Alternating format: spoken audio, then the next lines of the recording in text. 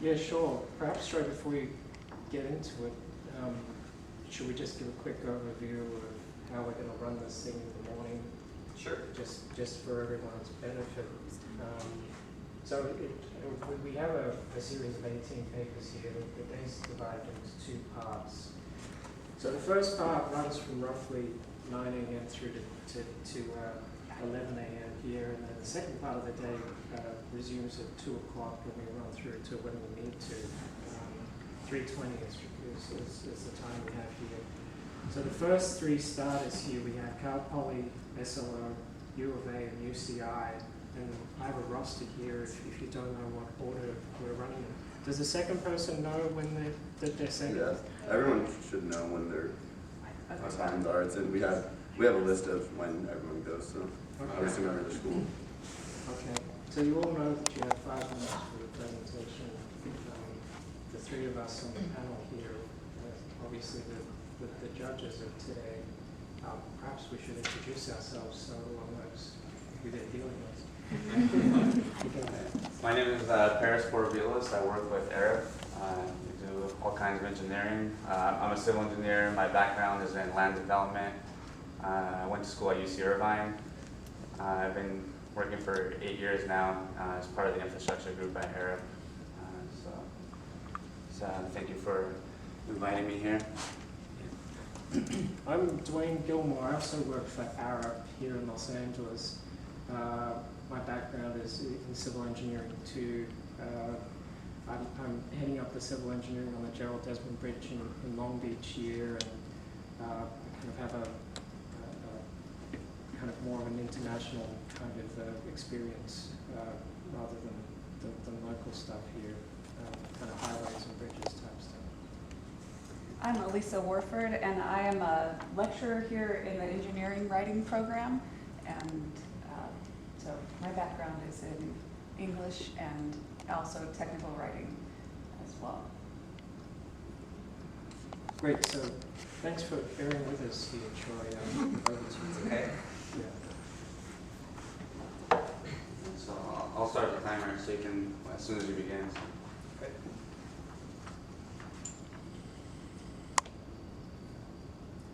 Hello, my name is Troy Kawahara, and I'm representing California Polytechnic State University, San Luis Obispo.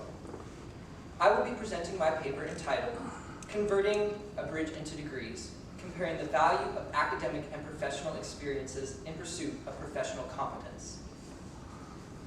My task was to answer the question as to whether or not it is ethical to associate credentials and competence. At first glance, it seemed to me that credentials required some display of competence and must thus be associated. However, upon further examination, I realized that these are not necessarily the right types of competencies, at least for professionals. The particular case I examined came from Canon 2, Section C of ASCE's Code of Ethics. This makes reference to education or experience as factors that contribute to one's competence. It does not specify, however, if they produce similar competencies.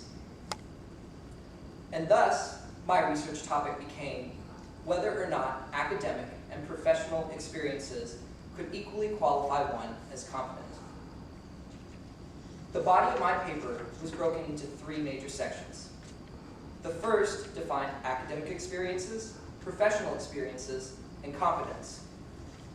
The second looked at the similarities and differences between academic and professional experiences. And the third looked at these ideas in the specific context of engineering. My first section allowed me to clarify the usage of these terms for the purposes of my paper. I defined academic experiences as those experiences related to one's formal education resulting in a credential.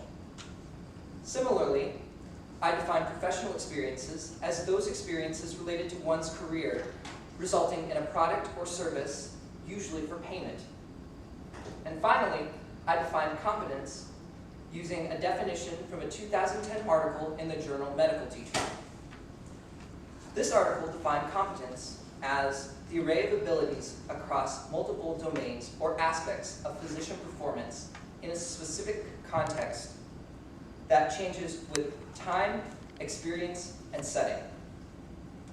In this case, the term professional was substituted for the word physician.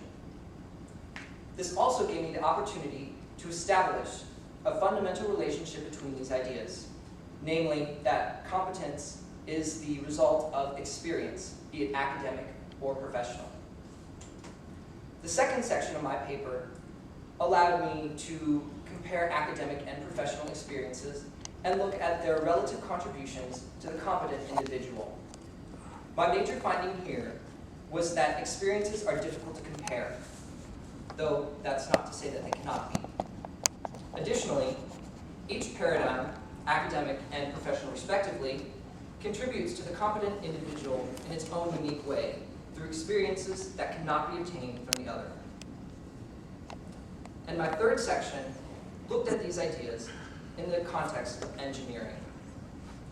I think it's important for engineers to understand that neither academic nor professional experiences can assure competence.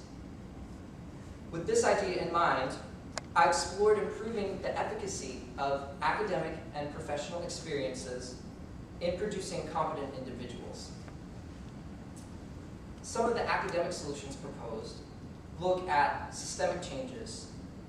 These range from creating closer industry connections in the core curriculum to converting engineering into a professional school, similar to that of law or medicine. On the professional side, it seems paramount that continuing education efforts move forward in order to maintain a base of competent engineering professionals.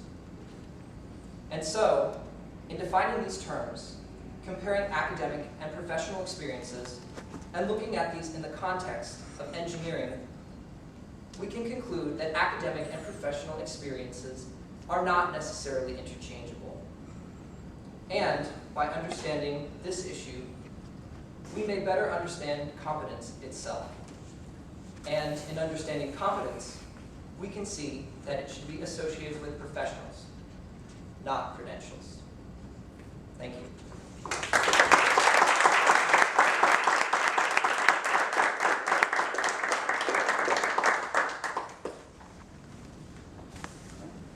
Any questions? What about you guys? Any questions?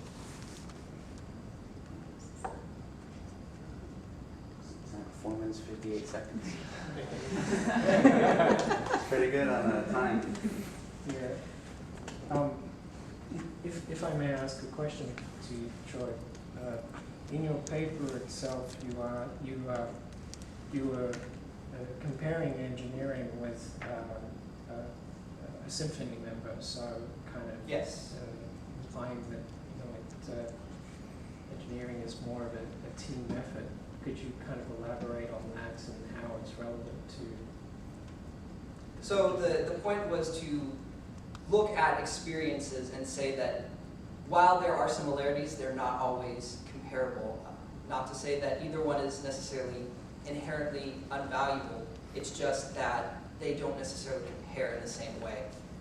I myself am in a symphony, and I'm hoping to become an engineering professional eventually, so I thought for me it was a very personal example. Okay. Thanks a lot, Troy. That's great. Thank you.